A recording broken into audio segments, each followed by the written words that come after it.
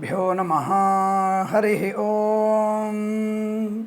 శ్రియః కాంతాయ కళ్యాణనిధయే నిధయేర్థినాం శ్రీవేంకటనివాసాయ శ్రీనివాసాయ మంగళం.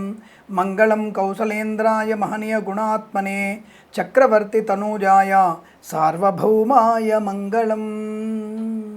అందరికీ నమస్కారం. 2024 జూన్ మాసంలోకి వచ్చేసి 6 మాసాలు కళ్ళు మూసుకొని తెలిసే లోపల దాటిపోయి, ఇందులో గత 2 మాసాల నుంచి మనకి ఎన్నికల హడావుడి, ఐపీఎల్ లాంటి హడావుడులు, అలాగే జూన్ మాసంలో కూడా మళ్ళీ మనకి world cup, mini world cup, so ఇలాంటివన్నీ కూడా మనకి కాలాన్ని చాలా వేగంగా పరిగెడుతుంది. సో ఈ కాలం వేగంగా పరిగెట్టడంతో పాటుగా మన యువకుల్లో కూడా ఆర్థికమైనటువంటి క్రమశిక్షణ ఇంకా ఏర్పడితే బాగుంది. అంటే ఆ మధ్య మనం పేపర్లో చూస్తున్నాం, అంటే కొన్ని ప్రదేశాలలో, అంటే దాదాపు నాకు తెలిసి May month second week first week అనుకుంటా, నేను ఈ గంజాయి సేవించి కొంతమందిని దౌర్జన్యాలకి దిగడం, కొన్ని షెడ్లను తగలబెట్టడం అనేది మనం భాగ్యనగరంలో దాని సంఘటనలు చూసాం. అంటే యువత కొంతమంది ఈ చెడు ప్రవర్తనలకు అలవాటు పడి నాశనాన్ని వారిని నాశనం చేసుకోవడం, కొన్ని మత ఛాందసవాదుల యొక్క ప్రభావం మన మీద ఎక్కువగా ఉండడం, మన ధర్మాన్ని కించపరిచి నాశనం చేసేటువంటి శక్తులు ఎక్కువగా ఉండడం, దానివల్ల కూడా కొంత మనకి ఇబ్బంది కలుగుతుంది. నేను ఏ మతం దూషించట్లేదు, కానీ మన యొక్క ప్రవర్తనలో మన యువకులందరూ కూడా సమాజానికి ఉపయోగపడేటువంటి స్థితిలో ఉంటే మంచిదని నా భావం. అయితే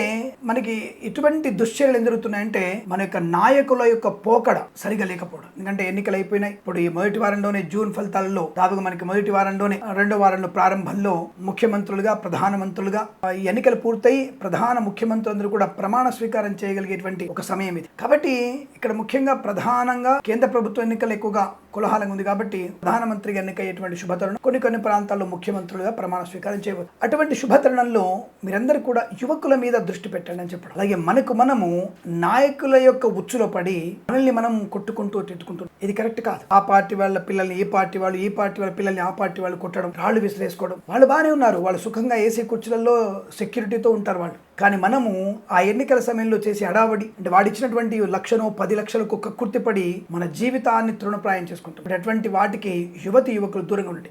రాజకీయ రంగంలో ప్రభావం చూపాలి, యువత రాజకీయ రంగంలోకి వెళ్ళాలి, వద్దనట్లేదు, కానీ సత్సంప్రదాయాన్ని పాటించే ప్రయత్నం. అలాగే చాలా మంది వచ్చేసి మధ్య ఇద్దరు చెప్పిన విషయాలే మళ్ళీ చెప్తున్నాను, మంచి మాటలు. ఒకటంటే ఈ మద్యపానానికి ఎంత దూరంగా ఉంటే అంత మంచిది. అలాగే చెడు స్నేహాలకి దూరంగా ఉండే ప్రయత్నం చేయడం, తప్పుడు మార్గంలో ఉన్నటువంటి వీడియోలు షేర్ చేసుకోవడం, ఇవన్నీ కూడా మంచిది కాదు. అలాగే దయచేసి మీరందరూ కూడా పెద్దవారి యొక్క మాటలు శిరసావహించడం మంచిది. ఏదైనా శుభకార్యాలు జరుగుతున్నప్పుడు పెద్దవాళ్ళని అనుసరించడం మీకు శ్రేయోదాయకం, శుభదాయకంగా ఉంటుంది. ఈ విషయాన్ని గుర్తించండి. అలాగే ఇప్పుడు అందరికీ కూడా కళాశాల ప్రవేశ, వీసా సంబంధమైనటువంటి హడావుళ్ళు ఇవన్నీ కూడా కనబడుతున్నాయి. కనుక మీరందరూ కూడా మంచి కళాశాలలో ప్రవేశాలు పొంది ఈ ఇంటర్మీడియట్ నుంచి డిగ్రీలు వెళ్ళేవాళ్ళు, డిగ్రీలో నుంచి పీజీకి వెళ్ళేవాళ్ళు, అలాగే 10th నుంచి ఇంటర్మీడియట్ వెళ్ళేవాళ్ళు, శ్రద్ధ, ఏకాగ్రత. 10th అయిపోగానే కాల్ ఎగరేసి నేను గొప్పోడిని అయిపోయినా, నేను దమ్ము కొట్టవచ్చు, నేను మందు కొట్టవచ్చు, డిగ్రీ అయిపోయిన తర్వాత నేను ఎవరైనా లవ్ చేయొచ్చు, ఏదైనా చేయొచ్చు, ఇటువంటిది కాదు. నేను దేశానికి ఉపయోగపడబోతున్నాను, నా కుటుంబానికి మంచి పేరు తేబోతున్నాను అనేటువంటి భావనతో మీరు చదువులోకి వెళ్ళండి. ఆ చదువు సుసంపన్నమై మీ ఖ్యాతిని, కుటుంబ వృద్ధిని, సమాజ శ్రేయస్సుని తప్పకుండా పొందుకోండి. ఏదో సోది చెప్పాడు అనుకోకండి. ఇంత కూడా మనకి ప్రపంచంలో మన దేశం ఉన్నత స్థానం ఉండడానికి మనం చేసేటువంటి ఒక ప్రయత్నం. ఈ యువతులందరూ కూడా సమిష్టిగా చేసేటువంటి కృషి వల్లనే మన దేశం ఉన్నత స్థాయికి వెళ్తుంది. కాబట్టి మీరందరూ అటువంటి ప్రయోజనవంతమైన విద్యాభివృద్ధి పొందాలని, ఉన్నత ఉద్యోగ ప్రాప్తి పొందాలని, విదేశాల్లో కూడా మన భారతీయ జెండా రెపరెపలాడించాలని మనస్ఫూర్తిగా కోరుకుంటూ, ఈ యొక్క కొత్త మాసం వర్షాలన్నీ కూడా తొందరగా పడుతున్నాయి. తప్పకుండా మనకి అంటే వర్షాకాలం ప్రారంభమవుతుంది. ఈ యొక్క చిరుజల్లుల ఆనందమయ జీవనంతో మీరందరూ కూడా సుఖశాంతులు, ఆనందాలు పొందాలని మనస్ఫూర్తిగా కోరుకుంటూ సర్వేజన సుఖినో భవంతు. ఇక మనం 12 రాశుల వారికి ఉన్నటువంటి ఫలితాలను తెలుసుకుందాం. ముందుగా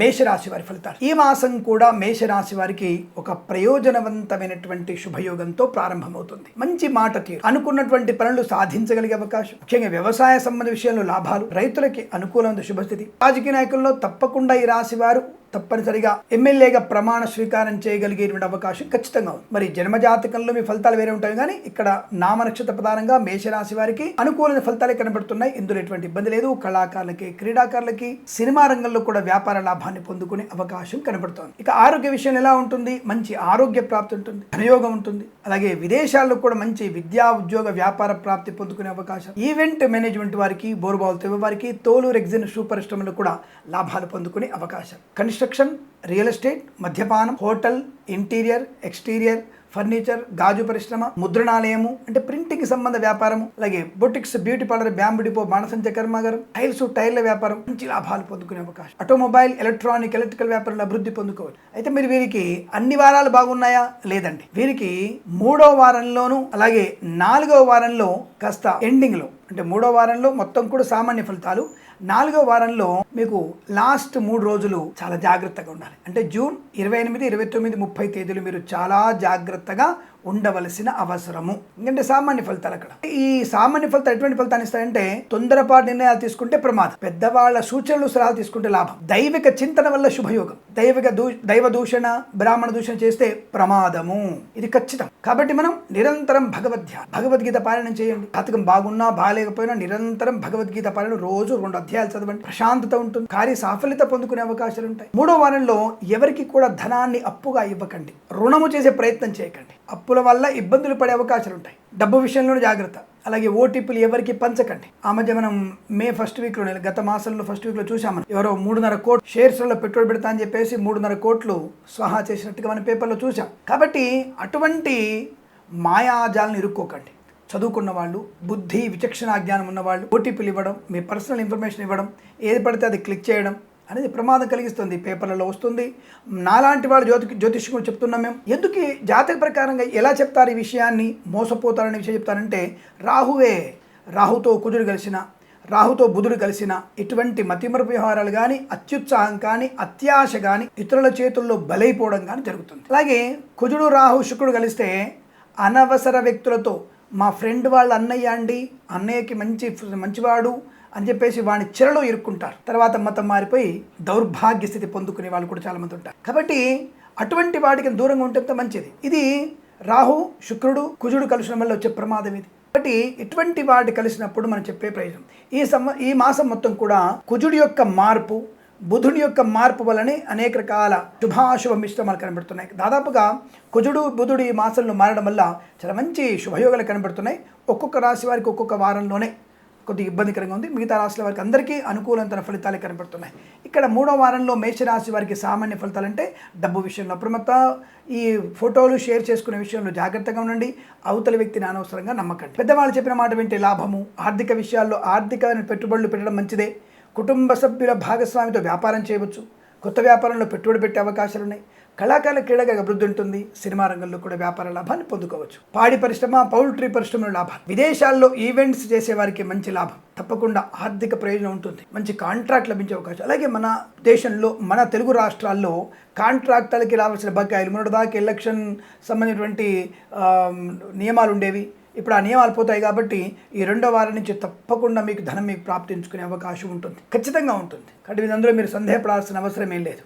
చాలా మంచి అనుకూలవంతమైనటువంటి ఆనంద ప్రయోజనాలు, కాంట్రాక్ట్ ధన ప్రాప్తి పొందుకోవడం, విద్యార్థి లాభాలు, IELTS, GRE, TOEFL, GMAT, SAT లాంటి పరీక్షల్లో విజయం ఖాయం. విదేశాలకు వెళ్ళే నిమిత్తమై చేస్తున్న మీ ప్రయత్నాలు తప్పకుండా మీకు అనుకూలవంతమైన శుభాన్ని కలిగిస్తాయి. ధనధాన్య వృద్ధి కూడా బాగా ఉంటుంది. బంధుమిత్రులతో సమాగం బాగుంటుంది.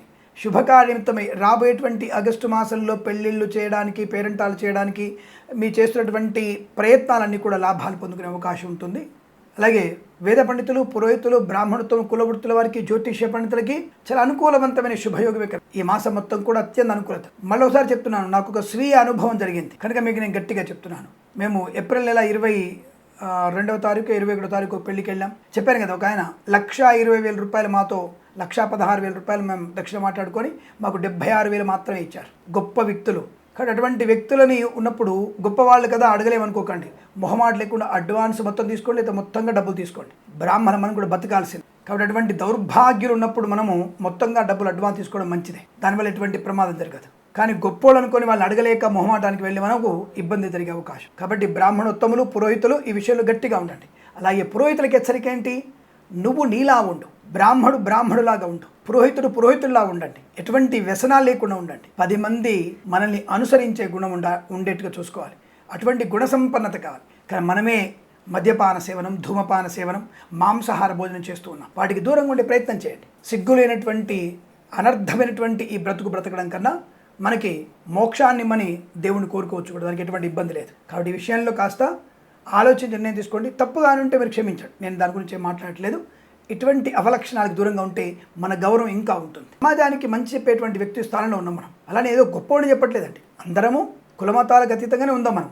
కానీ ఒక టీచర్ స్థానం ఉన్నవాడు గౌరవాన్ని నింపుకోవాలి, ఒక కలెక్టర్ స్థానం గౌరవం నింపుకోవాలి, ఒక మంత్రి స్థానం నిలుపుకోవాలి.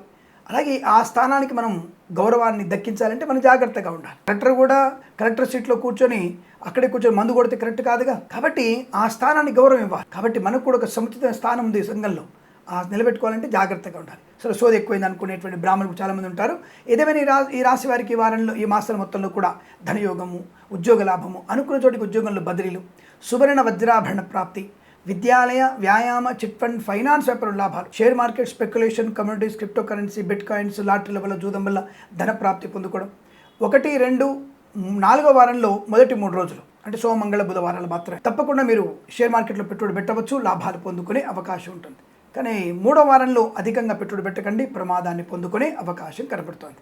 అలాగే బంధుమిత్రులతో అనుకూలత, వివాహ సంబంధ చర్చల్లో సఫలం, ఆర్థిక లాభాలు బలంగా ఉన్నాయి. అలాగే రైతందరికీ మంచి పంట లాభం, అంటే ఈ దుక్కి దున్నడం కానీ, విత్తనాలు సరి దొరకడం కానీ ఏర్పాటు చేసుకోవచ్చు. తప్పకుండా మీకు ఈ 7-8 తారీఖులలో చిరుజల్లు పడతాయి. కొద్ది వర్షం వల్ల నేల తడిసే అవకాశం ఉంటుంది. తర్వాత మళ్ళీ 20వ తారీఖు తర్వాతనే మీకు మంచి వర్షాలు పడతాయి. తప్పకుండా సమృద్ధి బాధలు ఉన్నాయి, రైతు ఇబ్బంది పడక్కర్లేదు. శనగలు, పత్తి, పొద్దుతిరుగుడు పువ్వు, నల్లపు ధాన్యాలు, కందులు, అలాగే వరి బ్రహ్మాండంగా పడుతుంది. మీకు ఏం నష్టం లేదు, ఆనందంగా ఉంటారు. మంచి వర్షాలే ఉన్నాయి. కానీ వచ్చిన నీటిని సంరక్షించే బాధ్యత. కనీసం రైతులన్నా మీ పొలం చుట్టుపక్కల కనీసం ఇంకుడు గుంతలు ఏర్పాటు చేసుకోండి. అలాగే చెట్లు పెంచండి, మొక్కలు నాటండి. రైతులు కూడా ఆ చిన్నపాటి దాంట్లో వేర్లు వస్తాయని చెప్పేసి ఆ పొలంలో కూడా చెట్లు లేకుండా చేసుకున్నారు. ఎక్కడ కూర్చొని భోజనం చేయలేక, గట్ల మీద భోజనం చేయలేక కూడా ఎండకు అల్లాడిపోతున్న రైతులు. ఇదివరకు ఒకప్పుడు చెట్ల నుండి మామిడి చెట్లు, ప్రతి పొలంలో మామిడి చెట్లు, జామ చెట్లు బోర్డు ఉండేది. ఆ చెట్ల పళ్ళు తెంపుకొని తినేవాళ్ళు, ఆ జామకాయలు తెంపుకొని తినేవాళ్ళు. ఇప్పుడు ఆ గట్ల మీద చెట్లు లేవు, మామిడి చెట్లు లేదు, జామ చెట్లు లేదు, కనీసం పత్తి చెట్టు కూడా లేదు. అలాంటి పరిస్థితి ఏర్పడింది. కాబట్టి మొక్కలు బాగా నాటండి. నీటిని మనం రక్షించుకునే బాధ్యత తీసుకుందాం. యువత కూడా తప్పక మొక్కలు నాటే ప్రయత్నం చేస్తే మంచి లాభాలు పొందుకోవచ్చు. చూడండి, బెంగళూరు మహానగరంలో, అలాగే మనకి ఆంధ్రప్రదేశ్లోను భాగ్యనగరంలో నీటి కటకట ఎక్కువైపోయింది. ఈసారి దాదాపు 5-6 సంవత్సరాల తర్వాత నీటి కటకట ఏర్పడింది. ఆలోచించండి, మన నీటిని మనమే రక్షించుకుంటే లాభం. సరే, ఏదేమైనా రైతులకి మంచి లాభాలు ఉన్నాయి. పూలు, పళ్ళు, కూరగాయలు, మినపగుళ్ళు, చింతపండు, బెల్లం, మిర్చి, పత్తి పరిశ్రమల లాభాలు ఉన్నాయి. సోషల్ మీడియా, సాటి జర్నలిస్టుల వారికి, సీనియర్ సిటిజన్స్కి, మహిళా మండలకు కూడా అనుకూలవంతమైన శుభయోగం. అన్ని రకాల వ్యాపారాలు అభివృద్ధి పొందుకోవచ్చు. వస్తు వాహన సౌలభ్యం, డ్రైవర్లకి, పెయింటర్లకి అనుకూలత, చేనేత, వస్త్ర, దర్జీ పనిచేసే వారికి, పెట్రోలియం, బేకరీ వినియోగదారులు కూడా లాభాలు పొందుకునే అవకాశాలు పుష్కలంగా. ఈ మాసం, ప్రతి మాసం కూడా ఈ రాశి వారికి అద్భుతమైనటువంటి శుభయోగాల పరంపర పొందాలని కోరుకుంటూ సర్వేజన సుఖినో భవంతు. స్వస్తి ప్రజాభ్య పరిపాలయంతాం న్యాయేన మార్గేణ మహిమహేషాః. గోబ్రాహ్మణేభ్యః శుభమస్తు నిత్యం. లోకా సమస్తా సుఖినో భవంతు.